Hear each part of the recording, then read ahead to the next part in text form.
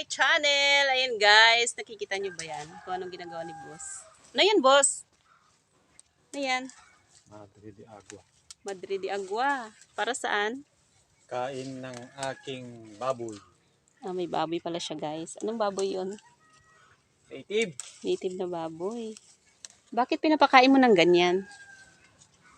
Siyempre, ito ang gusto nilang kainin. Ah, para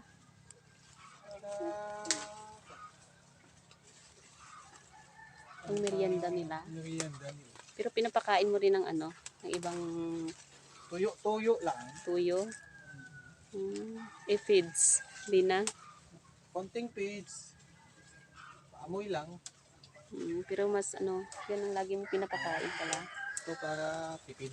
Yan ay ano guys, Madre de Agua. Madre de Agua. Kinakain Pagkain mo. ng baboy. Yan.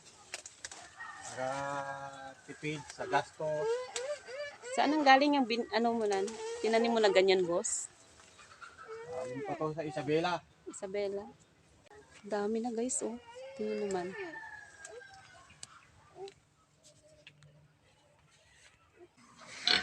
Ayan na, nagmukbang na sila ng Madre de Agua, guys. O, diba? Tuwang-tuwa sila, oh. Tatlong sarap sila dyan. Ayan. Yung isa pala dyan, buntis na. Ayan. Sana maparami talaga ito ni boss. Maganda mag-alaga naman ito, guys. Hindi sila ganun kasilan dun sa mga, ano, mga ibang baboy. Native lang to, kaya ganyan lang talaga yung size nila. Ayan. Sa may mga alaga dyan na ganito, tsaka ano, pwede din yan sa ano, rabbit. Yan, magtanim kayo ng ganyan, oh, para malibre yung ibang pagkain nila.